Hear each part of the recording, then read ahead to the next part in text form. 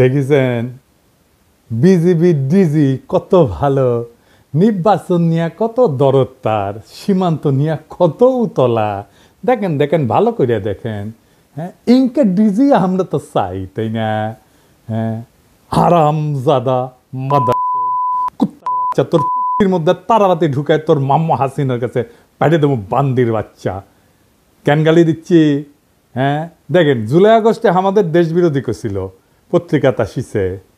Video দেখবেন, video দেখেন, editor সাহেব ভিডিও দেখা দেন, দেখেন। আমরা মাননীয় প্রধানমন্ত্রীর নির্দেশে এই সরকারের গুরুত্বপূর্ণ স্থাপনা বিজিবি গতকাল অভিযানের মাধ্যমে পুনরুদ্ধার করেছে এবং এই সন্ত্রাসী এবং উগ্রবাদী যারা সন্ত্রাসী গোষ্ঠী ছিল তাদেরকে হটিয়ে দিতে সক্ষম হয়েছে।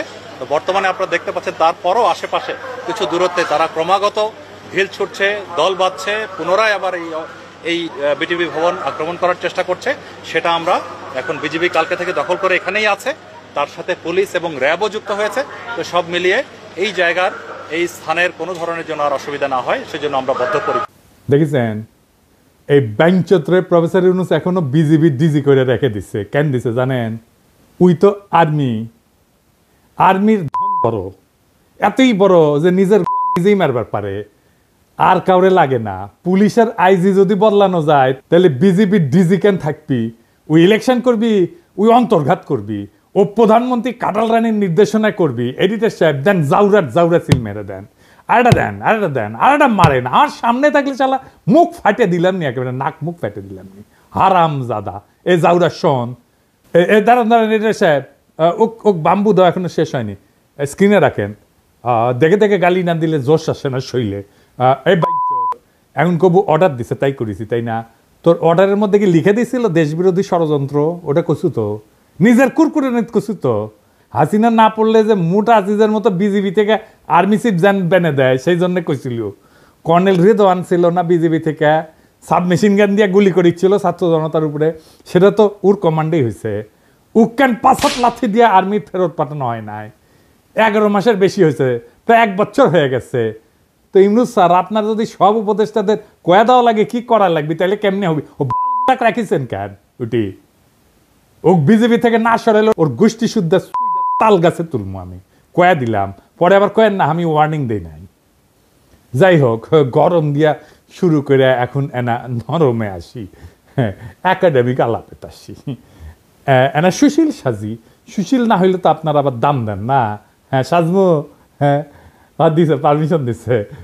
সবাই আসেন আজকাল আলাপে, আমাদের সুশীলদের রাষ্ট্র বুঝা নিয়ে আসেন, আমরা একটা আলাপ করি। হ্যাঁ, আল্লাহর নামে শুরু করি। বাংলাদেশে এক অদ্ভুত ব্যবস্থা, সবাই কোশিশ করেছে প্রাইম মিনিস্টারের ক্ষমতা কেমনে কমানো যায়। বিএনপি কইছে ব্যক্তি কিংবা প্রতিষ্ঠানকে অধিক ক্ষমতা দিলে যেমন ফাঁসিবাদ কায়েম হয়, তেমনি নির্বাচিত সরকার এবং সংসদকে ক্ষমতাহীন করলে রাষ্ট্র দুর্বল, ভঙ্গুর, অকার্যকর হয়। অতি মূল্যবান কথা কইছেন, কিন্তু আমি মাঝে মাঝে ভাবি কি জানেন, এই লোকগুলি একদিন ধরে রাজনীতি করেছে, আর কিছু করেন না, কিন্তু খালি রাজনীতি। এটা আর্গুমেন্ট তৈরি করতে পারে না। অনেকে কইবেন মির্জা ফখরুলকে আনার চাইতে কম বুঝে, বিএনপির এত নেতা কি কম বুঝে? আপনি সব বুঝে বসে আছেন, সব জানতা, আপনার চাইতে কি তাদের বুদ্ধি কম? সি আমার সে বুদ্ধি কেন কম হবে? ওনাদের বুদ্ধি বেশি, নলেজ বড় নলেজ। হ্যাঁ জানেন না, নলেজের বড় গল্প জানেন না? আচ্ছা শোনেন, হ্যাঁ এটা শফিক রেহমান ভাই ওর জায়দা দিনে লিখেছিলেন। আসেন এবার বড় নলেজের গল্প শুনি। তো ঘটক গেছে মাইয়ার বাপের কাছে বিয়ার পয়গাম নিয়া। হ্যাঁ, তো বিয়ার কথা শুনে আমার ক্ষুদ্র ভ্রাতারা উৎসুক হয়ে উঠছে, কি না যিনি কয়। তো ঘটক কইছে পোলা ভালো, বংশও ভালো, চাকরি করে, দেখতে শুনতে ভালো, রুচিবান, শিক্ষিত। হ্যাঁ, তো মায়ের বাপ বলে সবই তো বুঝলাম, তো পোলার নলেজ কেঙ্কা? তো ঘটক একটু লাজুক মুখে কয় যে নলেজ বড়ই আছে, গোসল করার সময় টাইমে দেখেছি আমি, তাই উনাদের নলেজ বড় আছে, এত বড় নলেজ, কিন্তু আক্কেল কম। আমি যদি বিএনপি করলামই নি, তাহলে কইতাম বাংলাদেশ রাষ্ট্রে কার ক্ষমতা বেশি, রাষ্ট্রপতির? রাষ্ট্রপতির না, প্রাইম মিনিস্টারের, তাও না। তাহলে কার বেশি? বুঝে ওরা কার বেশি ক্ষমতা? বুঝে না। বাংলাদেশের সংবিধান অনুযায়ী আদালত, আইন, জুডিশিয়ারি হলো রাষ্ট্রের সবচেয়ে শক্তিশালী প্রতিষ্ঠান।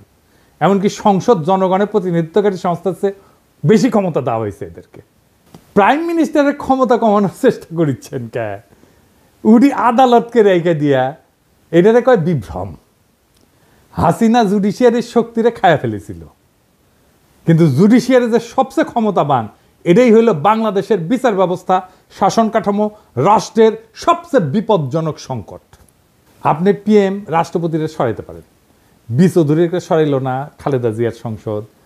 পিএমকে তো জিতে আসতে হয় সংসদে, ভোট কারচুপি কন, দামি কন, নৈশ কন, যাই হোক, একটা ভোট তো করে দেখাইতে হয় যে বইছে ভোট, তাই না? পাবলিকের কাছে যাইতে হয় তো, 5 বছর পরে ক্ষমতা ছাড়তে হয় তো, অন্তত নিয়ম আছে, কাগজে কলম হইলেও। কিন্তু আপনি তো বিচারপতি অপসারণ করতে পারবেন না। পারবেন না তা না, পারবেন, কিন্তু সেটা সুপ্রিম জুডিশিয়াল কাউন্সিলের মাধ্যমে। মানে বুঝেছেন তো, 3 জন বিচারপতি দিয়া সুপ্রিম জুডিশিয়াল কাউন্সিল, আমরা আর মামুরা, ওরা যদি মনে করে বিচারপতি ভুল করেছে তাইলে শাস্তি হবে, আর যদি মনে করে বিচারপতির চরিত্র ফুলের মতো পবিত্র তাইলে কিছু হবে না। হ্যাঁ, বিষয়টা না বুঝে দেখি, কারণ এটা গুরুত্বপূর্ণ। তো বিচারপতি বাংলাদেশে অপারেশনের একটা ব্যবস্থা আছে, নাম হচ্ছে সুপ্রিম জুডিশিয়াল কাউন্সিল। দেখে মনে হয় খুবই গুরুতর, ভারসাম্যপূর্ণ একটা প্রক্রিয়া। হ্যাঁ, কিন্তু এটা খেয়াল করেন, এই সুপ্রিম জুডিশিয়াল কাউন্সিল কাদের নিয়ে তৈরি? প্রধান বিচারপতি আরো 2 বিচারপতি, মানে বিচারকের বিচার করবে বিচারকই, বন্ধু বিচার করবে বন্ধুর। যেন ধরা পড়া চোরের বিচার করতেছে চোরের মামা, এটা কি আপনি ন্যায় বিচার বলবেন? এই যে তত্ত্বাবধায়ক সরকারের আইন ছিল না, এটা কিন্তু সংসদ বানাইছিল, জনগণের প্রতিনিধিরা বানাইছিল, সেটা আদালত বাতিল করে দিল। তার মানে জনগণের প্রতিনিধি আইন বানাবে, সেটা চাইলে অনির্বাচিত আদালত বাতিল করে দিতে পারবে, যে আদালত কোথাও কারো কাছে জবাবদিহি করে না। তো এখন আপনি প্রশ্ন তুলতে পারেন, আপনিই তো কন দাদা যে জুডিশিয়ারি, আইন এবং নির্বাহী, এটার একটা ব্যালেন্স থাকতে হবে, কন না? একজন একজনকে সেকেন্ড ব্যালেন্স করতে হবে, কন না? তো তাহলে জুডিশিয়ারি যদি এটা নাই পারে, তাহলে ব্যালেন্স থাকবে কিভাবে? গুরুতর প্রশ্ন। আসেন আর একটু বুঝে দেখি। তত্ত্বাবধায়ক সরকার আইনটা সংসদ পাস করেছিল, মানে জনগণের প্রতিনিধিরা এটা আইন করেছে, কিন্তু আদালত সেটাকে বেআইনি ঘোষণা করে বাতিল করে দিল। এই প্রক্রিয়া আদালত নিজেই হয়ে ওঠে সর্বোচ্চ ক্ষমতাধর, অথচ সে আদালত সরাসরি জনগণের কাছে জবাবদিহি করে না। এখানে একটা গণতান্ত্রিক দ্বন্দ্ব সৃষ্টি হয়, সংসদ বনাম আদালত, কার হাতে তাহলে চূড়ান্ত কর্তৃত্ব? এটা গুরুত্বপূর্ণ একটা রাষ্ট্রীয় প্রশ্ন, দার্শনিক প্রশ্ন, রাষ্ট্রনৈতিক প্রশ্ন। ধরেন ইসলামে, এটা একটু বোঝার জন্য যে আসলে কার হাতে চূড়ান্ত ক্ষমতা, এটা বোঝার জন্য আমি একটু ইসলামী ধারণার একটা ব্যাখ্যা নিয়ে আসি। ধরেন ইসলামে আপনি আল্লাহ তাআলার কোনো শরীক কল্পনা করতে পারবেন না, আল্লাহ ছাড়া কোনো উপাস্য নাই, লা ইলাহা ইল্লাল্লাহু মুহাম্মাদুর রাসূলুল্লাহ, হযরত মুহাম্মদ সাল্লাল্লাহু আলাইহি ওয়াসাল্লাম তার প্রেরিত নবী, আল্লাহর কোনো শরীক নাই এবং হযরত মুহাম্মদ উনার প্রেরিত নবী। এই ফান্ডামেন্টালটা না মানলে আপনি মুসলমান না। আপনাকে ইসলামের দরজা অতিক্রম করার সময় এই কলেমা উচ্চারণ করতে হবে। ঠিক সেইভাবে রাষ্ট্রের বেসিক ধারণা হচ্ছে জনগণ রাষ্ট্রের মালিক, এইটা আগে আপনাকে বুঝতে হবে। তার ক্ষমতা সার্বভৌম, গণ অভিপ্রায়, জনগণের আকাঙ্ক্ষা, এটা সর্বোচ্চ আইন। গণতন্ত্রে আইন বানানোর অধিকার কেবলমাত্র নির্বাচিত প্রতিনিধিদের। আইন প্রণয়নের সাংবিধানিক ক্ষমতা সংসদের হাতে, কারণ তারা জনগণের সরাসরি ভোটে নির্বাচিত, তারাই জনগণকে প্রতিনিধিত্ব করে, তারাই জনগণের ভয়েস। আর বিচার বিভাগ নির্বাচন প্রক্রিয়া অংশগ্রহণ করে না, তাই তারা প্রতিনিধিত্বশীল না। অপ্রতিনিধিত্বশীল আদালত কি প্রতিনিধিত্বশীল সংসদের সিদ্ধান্ত বাতিল করতে পারে? এটা গণতান্ত্রিক অসাম্য তৈরি করে। আদালতের এই ক্ষমতা মানে আইনসভা বা সংসদের আইনকে চ্যালেঞ্জ করার অধিকার সাংবিধানিক হইলেও সেটা একটা সীমা আছে। আদালতের কাজ হইল আইন সংবিধান বিরোধী কিনা সেটা যাচাই করা, এটাকে বলা হয় জুডিশিয়াল রিভিউ। কিন্তু আদালত সংবিধান নিজেই ব্যাখ্যা দিয়া এমনভাবে পরিবর্তন করতে থাকে যেটা জনগণের ইচ্ছা অভিপ্রায়ের বিরুদ্ধে যায়, তাইলে আদালত নিজেই একটা স্বৈর শাসন হয়ে ওঠে, জবাবদিহিতাবিহীন শাসক শ্রেণী হয়ে ওঠে, আনঅ্যাকাউন্টেবল রুলিং ক্লাস হয়ে ওঠে। আদালত তখন গণতন্ত্রের অভিভাবক না, বরং গণতন্ত্রের বাধা হয়ে ওঠে। বাংলাদেশে সেটাই হয়েছে। আদালতের ক্ষমতা সীমাহীন হইলে ব্যালেন্স অফ পাওয়ার ভেঙে পড়ে। যদি আদালত চায় তাহলে সংসদে যে কোনো আইন বাতিল করে দিতে পারে। তাহলে কে বেশি ক্ষমতাবান, সংসদ না আদালত? আদালত। আবার সংসদ আদালতের বিচারপতিকে অপসারণ করতে পারে না, বুঝছেন? তাহলে এখানে সেকেন্ড ব্যালেন্সের কোনো ব্যাকরণ তো কার্যকর থাকে না। অর্থাৎ আদালত নিজেই একটা অদৃশ্য স্বৈরতন্ত্রের রূপ ধারণ করে। তত্ত্বাবধায়ক সরকারের আইন কোনো একটা দলের ইচ্ছার ফসল ছিল না, তো এটা সর্বদলীয় ঐক্যমতে রচিত হয়েছিল, জনগণের আস্থার ভিত্তিতে এটা প্রতিষ্ঠিত হয়েছিল। আদালত এটাকে শুধুমাত্র ব্যাখ্যার খেলা দিয়ে বাতিল করে দিল। তাহলে তো আইনের যে একটা গণতান্ত্রিক ভিত্তি আছে সেটাই প্রশ্নবিদ্ধ হয়ে পড়ে। তবে আদালতের তো একটা ভূমিকা থাকা জরুরি, কিন্তু সেটা সীমিত। সেটা কি আসেন আরেকটু বুঝে দেখি। আদালতের যদি এই ক্ষমতা না থাকে তাহলে তো ব্যালেন্স অফ পাওয়ার হবে কিভাবে, তাই না? এই প্রশ্ন তো সরাসরি চলে আসে। আদালতের কাজ হবে আইনের ভাষাগত নীতিগত ব্যাখ্যা এবং সাংবিধানিক সীমা নির্ধারণ করা, কিন্তু রাজনৈতিক সিদ্ধান্ত এবং প্রক্রিয়ায় হস্তক্ষেপ করে না। হাসিনার আদালত রাজনৈতিক সিদ্ধান্ত এবং প্রক্রিয়ায় হস্তক্ষেপ করছে। ভারসাম্য তখনই থাকে যখন আদালত, সরকার বা সংসদের অন্যায় রায় থামাইতে পারে, কিন্তু গণমতের চূড়ান্ত রূপ একটা আইন বাতিল করার ক্ষমতা সাবধানে এবং সীমিতভাবে প্রয়োগ করে।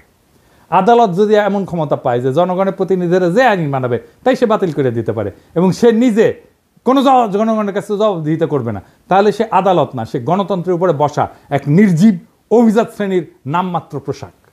তত্ত্বাবধায়ক সরকারের আইনের অবলুপ্তি তাই শুধু একটা রায় না, এটা ছিল গণ ইচ্ছার বিরুদ্ধে আদালতের বিদ্রোহ। আর এই বিদ্রোহের পরিণতি আজ দেশের রাজনৈতিক দুর্ভিক্ষ, দেশের সমস্ত সংকট। এইবার আসেন সংস্কার নিয়ে আরো একটু গভীরে আলোচনা করি।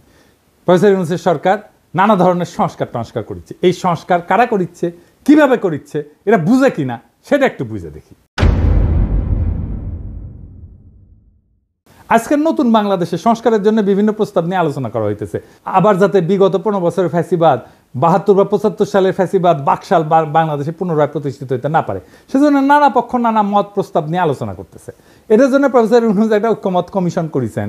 সেটার সদস্য হচ্ছে আলী রিয়াজ, বদিউল আলম মজুমদার আর ইফতেখারুজ্জামান, তিনটা মাল, প্রথম আলোর মার্কা মারাল স্পেন্সার।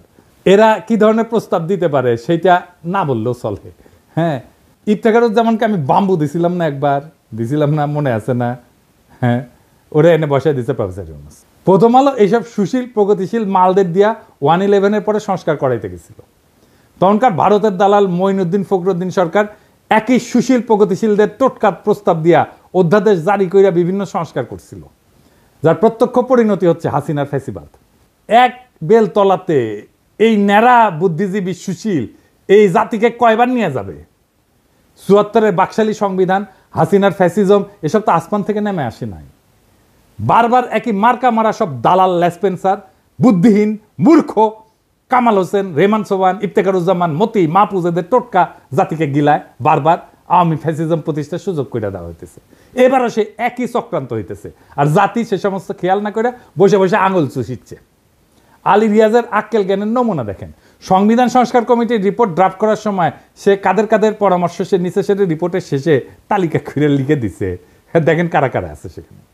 মাহফুজা নাম, শাহিনা নাম, জানেন তো মাহফুজা নামের বউ, মানে মাহফুজা নামের বুদ্ধিতে শুধু চলবে না, তার বউয়ের বুদ্ধিও লাগবে।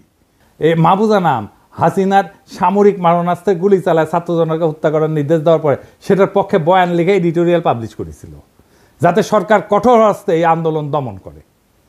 বিপ্লবের শহীদদের রক্তের সাথে বিশ্বাসঘাতকতা কইরা এইরকম একটা জানোয়ারের বাচ্চার পরামর্শ নেওয়া লাগছে নতুন বাংলাদেশের সংবিধান কিরকম হবে সেটা ঠিক করার জন্য। বুঝেন তাইলে? আরো আছে প্রথম আলোর মতি, খুশি কবি, সবচেয়ে বড় আওয়ামী লেসপেন্সার রেহমান সোবহান, মইনুল ইসলাম। হে খোদা, আমার উঠায় নাও, নয়তো দড়ি ফেলাও, বায়া উঠা যায়। এর চেয়ে আওয়ামী লীগকে বলা হোক একটা সংবিধান ড্রাফট করে দিতে। হুদাহিতে সংস্কারের বালসাল নাটক কইরা মানুষকে বোকা বানানোর দরকার কি? আর শহীদের রক্তের সাথে প্রহসন করার দরকার কি? রেহমান সোবহান, মাহফুজা নাম, খুশি কবির, মতিউর রহমান, মইনুল ইসলাম এরাই যদি নতুন বাংলাদেশের কারিগর হয়, তাহলে অমি পিয়াল, নিজুম মজুমদার, মুনতাসির মামুন, শাহরিয়ার কবির, এম আকাশ, রামেন্দ্র মজুমদার, পীযূষ বন্দ্যোপাধ্যায়, সুবর্ণা মোস্তফা এরা কি দোষ করলো? এডিটর সাহেব কারণ সুবর্ণা মোস্তফা ছবিটা না রাখেন। এটা ইয়াংকালের ছবিটা, ইয়াংকালের। এবার আছে। হ্যাঁ, তো আলী রিয়াজ সুবর্ণ মোস্তফা তো আপনার যৌবনকালের ক্র্যাশ হওয়ার কথা ছিল, তাই না? আমরা মেনে নিলাম, ওক ডাকলেন নি, এরা কি দোষ করলো? এদেরকে এই কমিটি থেকে বাদ দেওয়ার দরকার কি? ওদেরকেও ঢুকাক, সুবর্ণ মোস্তফা আগে ঢুকাক, আমি পারমিশন দিলাম, দেখি কে কি করে। কার এত বড় সাহস সুবর্ণ মোস্তফা ঢুকেছে, আলী রিয়াজ সেটাকে বাগড়া দেয়, আমি যে দাঁড়ামু, ওইটি লাঠি নিয়ে দাঁড়ামু। এই প্রথম আলোর সাজানো সংস্কার কমিটির নাটক, এই রিপোর্টে ঢুকায় দেওয়া হবে। এই রিপোর্টে বিভিন্ন ভংসং প্রস্তাব দেওয়া হয়েছে যাতে দেশে আর কখনো বাকশা ফাসিজম কায়েম না হয়। আইনস্টাইনের একটা উক্তি আছে যে insanity is doing the same thing over and over again and expecting different results. ইংরেজি যেহেতু কইছে, ঠিকই কইছে, তাই না? আসলে ঠিক কথা কইছে। একই কাজ বারবার করে ভিন্ন ফলের আশা করাটা এক ধরনের ছাগলাম। বাংলাদেশের অবস্থা দেখে এই কথাই মনে হয়।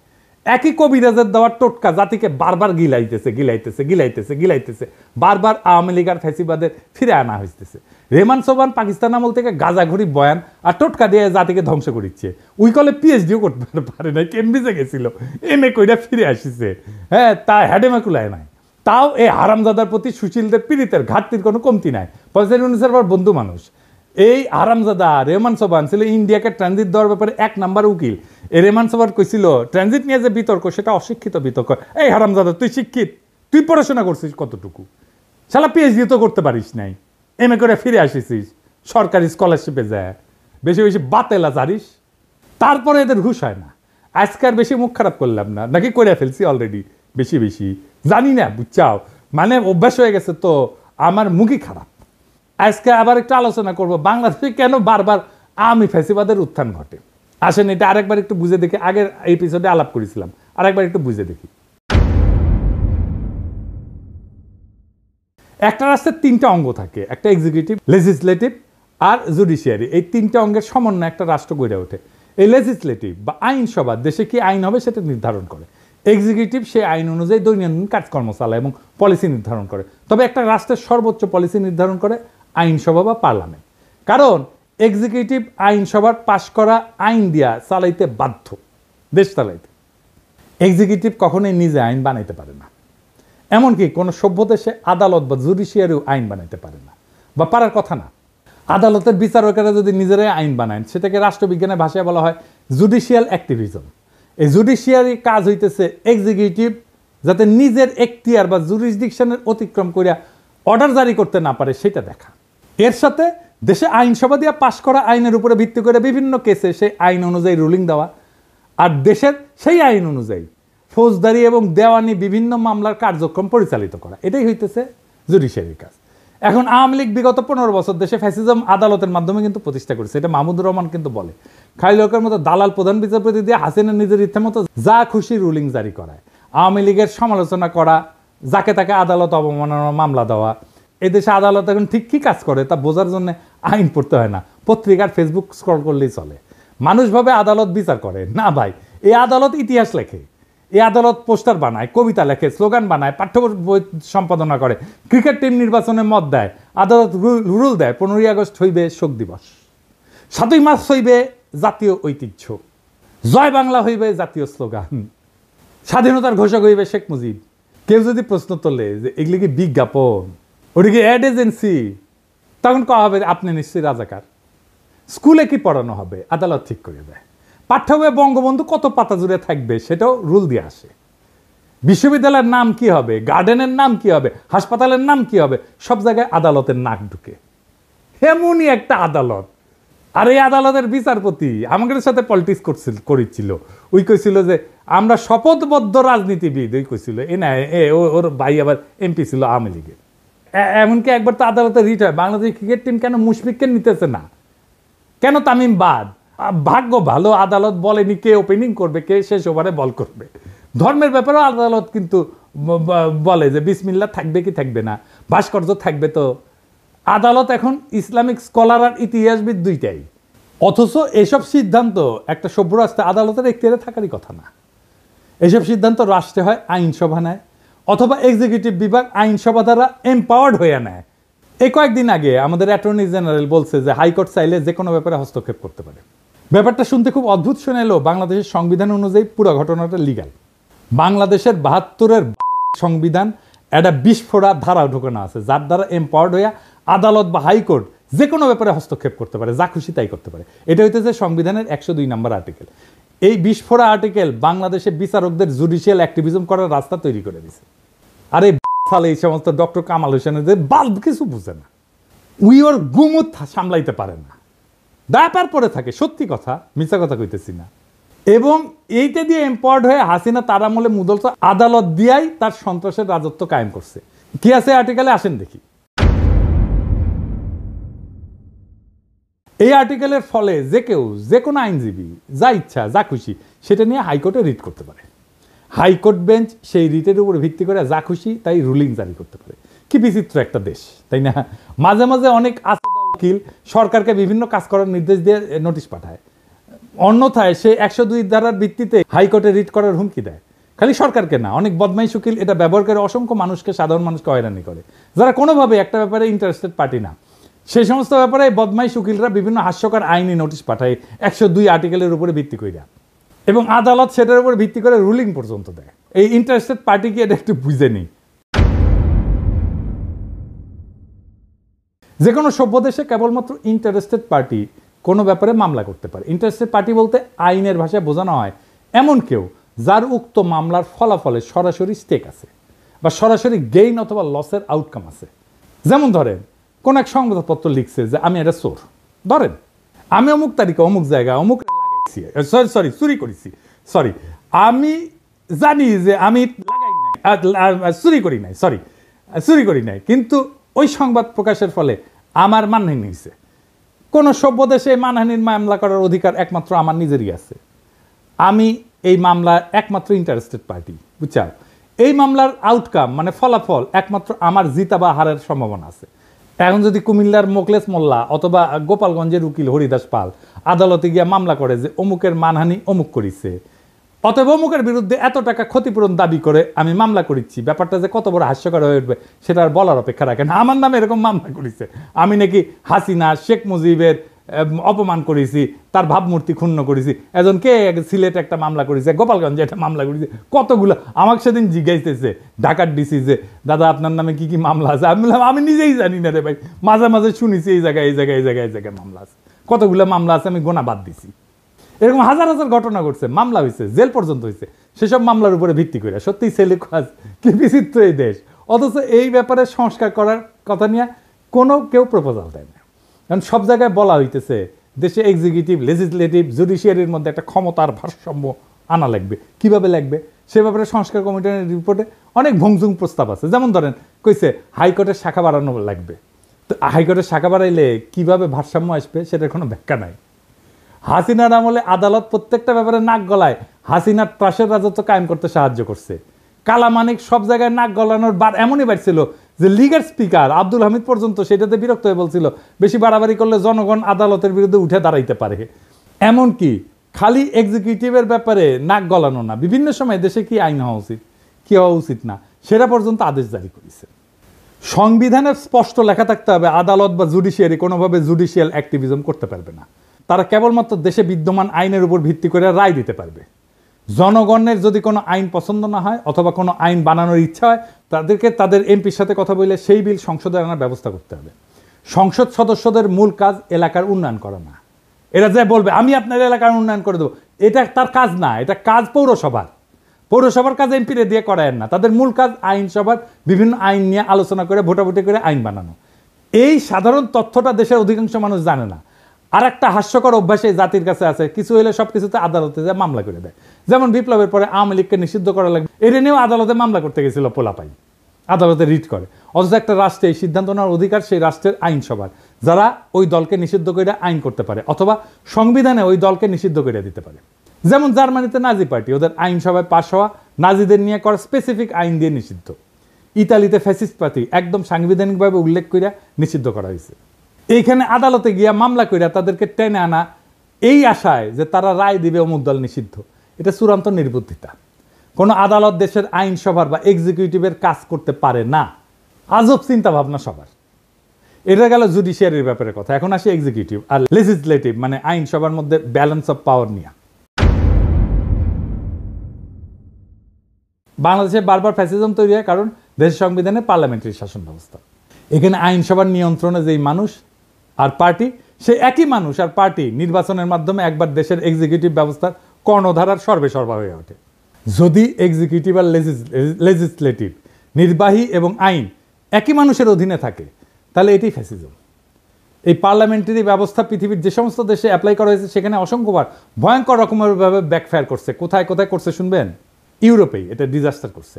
প্রথম বিশ্বযুদ্ধের পর যখন ইউরোপে বিভিন্ন দেশে এই যে রাজতন্ত্রের পতন হয়, রিপাবলিক হয়, যেখানেই এই ব্যবস্থা সংবিধানে ঢুকানো হয়েছে সেখানেই ভয়ঙ্করভাবে ফ্যাসিজমের উত্থান হয়েছে। আমি একটা আলোচনায় করছিলাম, পার্লামেন্টারি ব্যবস্থা সেখানেই কাজ করে যেখানে একজন রাজা আছে, কিং আছে। জার্মানি, ইতালি, স্পেন সব জায়গায় পার্লামেন্টারি ব্যবস্থা ডিজাস্টার হয়েছে। দ্বিতীয় বিশ্বযুদ্ধে বেদম মার খাওয়ার পরে এরা শান্ত আছে, তাও আমেরিকান সৈন্য গ্যারিসন থাকার কারণে।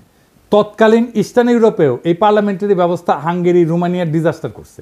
ফ্রান্সে যতদিন পার্লামেন্টারি ব্যবস্থা ছিল ততদিন ফ্রান্সে ততই বছর অবস্থা ছিল, টালমাটাল অবস্থা ছিল। ফ্রান্সের থার্ড রিপাবলিক মানে 1870 থেকে 1940 পর্যন্ত, এই 70 বছরে কয়বার সরকার বদল হয়েছে জানেন? শুনবেন, 101 বার। গড়ে 8 মাসে একটা নতুন সরকার আসতো। এরপর ফ্রান্সের চতুর্থ রিপাবলিক 1946 থেকে 1958, এই 12 বছরে কয়টা সরকার আসছে জানেন? 21টা সরকার আসছে। এই অরাজকতার ফলে বিভিন্ন কারণে 1958 সালে চার্লস দ্য গল ফ্রান্সের নতুন সংবিধান রচনা করে এবং ফ্রান্সে প্রেসিডেন্সিয়াল সরকার ব্যবস্থা রূপান্তরিত হয়। এখন কিন্তু এটা পঞ্চম ফ্রেঞ্চ রিপাবলিক। একটা রাষ্ট্রে যদি এক্সিকিউটিভ আর আইনসভা একই নির্বাচন দিয়ে নির্বাচিত হয়, তাহলে সেটা ইউরোপে যেখানে ইনস্টিটিউশন অনেক স্ট্রং সেখানেই ভয়াবহ ডিজাস্টার করে। বাংলাদেশের মতো তৃতীয় বিশ্বের দেশ তো একটা ডিজাস্টার করবেই, এটাই স্বাভাবিক। আপনারা বসে বসে চায় চায় দেখবেন আলী রিয়াজরা যে করতেছে, দেখবেন 20 বছর পরে কি হয়। তখন আলী রিয়াজ দেখেন কি বলে, এটা একদম ডিজাস্টার করবে। ওরা বেশি বুঝে এই সমস্ত গুলোকে টেনেন্স। এরা রাষ্ট্র বোঝে না, রিপাবলিক বোঝে না, কিচ্ছু বোঝে না। আলী রিয়াজও বুঝে না, মনে করে ভাব দেখায় বুঝে, কিছুই বুঝে না। আচ্ছা দেখেন, আপনারা তো জানেন আমার তো কিছু সামান্য হইলে একটু ধারণা আছে, তাই না? আমার সাথে আলাপ করিছে, করেনি, আলাপ করবে না আমার সাথে, কারণ জানে আমার সাথে আলাপ করতে আসলে 5 মিনিট টিকবে না এগুলো। এই কারণে বাংলাদেশের নতুন সংবিধানে এক্সিকিউটিভ নির্বাচন আলাদাভাবে হইতে হবে।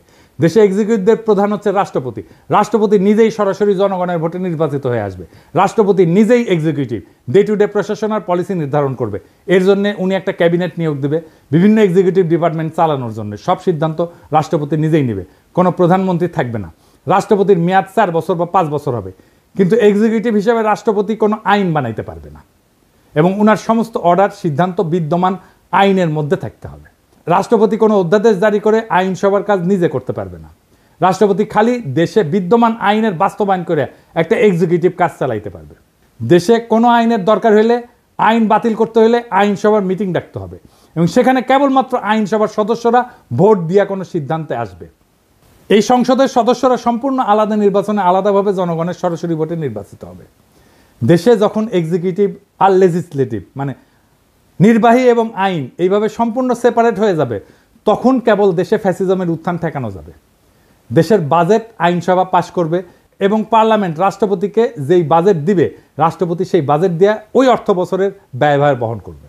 এখন সরকার বা এক্সিকিউটিভ চাইলে বা প্রাইম মিনিস্টার চাইলে যে কোনো মানুষের উপরে চাপাই দিতে পারে কর, কারণ এক্সিকিউটিভ আর আইনসভা একই জিনিস। তো রাষ্ট্রের 2টা বিভাগ যদি একই হয়, তাহলে এটাই তো ফ্যাসিজম আর স্বৈরাচার। এই সমস্ত সুশীলদের মাথায় ঢুকিচ্ছে না, আমি এটা বুঝি না। প্রেসিডেন্সিয়াল ব্যবস্থাতে রাষ্ট্রপতি চাইলেই কর বাড়াইতে বা কমাইতে পারবে না এবং এই ক্ষমতা সম্পূর্ণভাবে আইনসভার উপরে ন্যস্ত থাকবে। কিন্তু প্রাইম মিনিস্টার হাসিনা পারে। আইনসভার কাজ হবে আইন নিয়ে। রাষ্ট্রপতির মেয়াদের মাঝখানে আইনসভার একটা নির্বাচন থাকা লাগবে, মিড টার্মের মতো, যাতে জনগণ তাদের মতামত প্রকাশ করতে পারে রাষ্ট্রপতির টার্মের মাঝখানে। এই জন্যেই আইনসভার একটা সদস্যের মেয়াদ হবে 2 থেকে 2.5 বছরের মতো। সংবিধানে কোনো 70 অনুচ্ছেদ থাকবে না, কারণ যেহেতু রাষ্ট্রপতি আলাদাভাবে নির্বাচিত এবং মেয়াদ নির্দিষ্ট, আইনসভায় দল বদল কইরা অথবা দলের বিপক্ষে ভোট দিয়া সরকার ফেলায় দেওয়ার কোনো প্রশ্নই আসতেছে না। প্রত্যেকটা সদস্য নিজের বিচার বুদ্ধির উপরে ভিত্তি কইরা কোনো বিলে ভোট দিবে। রাষ্ট্রপতি যদি নিজের ইমেজ আর যোগ্যতায় একবার নির্বাচিত হয়ে আসে এবং তাহলে রাষ্ট্রের এক পক্ষের আর এক পক্ষের পাছ আটার কোনো প্রশ্নই ওঠে না। সুপ্পু যেরকম হাসিনা কদমবুচি করতো, সেটা আর হবে না। গত 3 মাস ধরে মাননীয় প্রধানমন্ত্রীকে সালাম করতে গেলে উনি আমার সালাম নিতেন না। তা আমি দেখতাম যে ওনার চরণের ধুলো আমি পাই না। আমার মিশ্র প্রতিক্রিয়া হচ্ছিল যে উনি কেন আমার সালাম নেন না, না থাক থাক বলে। এটাই বিএনপি আর জিয়াউর রহমানের আসল অরিজিনাল ভিশন। জিয়াউর রহমান আলাদাভাবে রাষ্ট্রপতি নির্বাচনে ওসমানীকে হারায় নির্বাচিত হয়েছিলেন। সংসদ নির্বাচন আলাদাভাবে হয়। রাষ্ট্রপতি সরকার ব্যবস্থার সাথে পাওয়ারফুল সংসদ আর প্রত্যেকের একটা ওয়েল ডিফাইন্ড জুরিসডিকশন, এটাই একমাত্র বাংলাদেশে ফ্যাসিবাদ ঠেকানোর উপায়। আলী রিয়া যে টোটকা দিছে যে সংসদ নেতার প্রধানমন্ত্রী আলাদা ব্যক্তি হবে, এটা একটা সলিউশন। আমি এটা নিয়ে এপিসোড করেছি না? এর ফলে কি হবে? এর ফলে হাসিনা প্রধানমন্ত্রী হয়ে সুপ্পু মার্কা কাউকে সংসদের প্রধান বানাবে। এইসব প্রথম আলোর সুশীল প্রগতিশীলদের হাতুড়ে চিকিৎসা নিতে নিতে এই জাতি আর দেশ মরণ প্রায়। এটা যে কোনো মহল্লে বন্ধ করতে হবে। রাষ্ট্রপতি শাসিত সরকার ব্যবস্থা, যেখানে রাষ্ট্রপতি খালি সংসদের পাশ করা আইন আর বাজেটের উপর ভিত্তি করে অর্ডার জারি করতে পারবে, যেখানে কোনো জুডিশিয়াল অ্যাক্টিভিজম থাকবে না, একমাত্র এটাই হইতে পারে বাংলাদেশকে চিরতরে ফ্যাসিবাদ থেকে মুক্ত করতে। আজ আমরা ইতিহাসের এমন এক সন্ধিক্ষণে দাঁড়ায় আছি যেখানে আর একটা বার ভুল মানেই গোটা ভবিষ্যৎ হারানোর সামিল। আমরা আর সময় দিতে পারি না সেই সব তথাকথিত সংস্কারকদেরকে যারা শতবার ব্যর্থ হয়েছে, তবু আবার তাদের সেই পুরানো ফর্মুলা চাপাই দিতে চায়। না, এবার আর হবে না। এই দেশের জনগণ এখন জানে গণতন্ত্র মানে পোস্টারে লেখা কথা না, জনগণের হাতে থাকা আইনের মালিকানা। জনগণ এখন বুঝে গেছে বিচার ব্যবস্থা যখন ফ্যাসিবাদের হাতিয়ার হয়ে ওঠে, তখন তার সংস্কার না, প্রয়োজন হয় রূপান্তরের। আমরা চাই না আর একটা হাসিনা, আর একটা বাকশাল, আর একটা মুজিব, আর একটা ৭২-এর ক্লোন রাষ্ট্র। আমরা চাই এমন এক নতুন শাসন ব্যবস্থা যেখানে আইনসভা, নির্বাহী এবং বিচার ব্যবস্থা পরস্পরকে নিয়ন্ত্রণ করবে। প্রভু না, হবে পর্যালোচক, যেখানে রাষ্ট্রপতি হবে জনগণের সরাসরি ভোটে নির্বাচিত এবং সংসদ হবে মুক্ত বিবেকের মঞ্চ, কোনো নেতার পদচুম্বনের জায়গা না।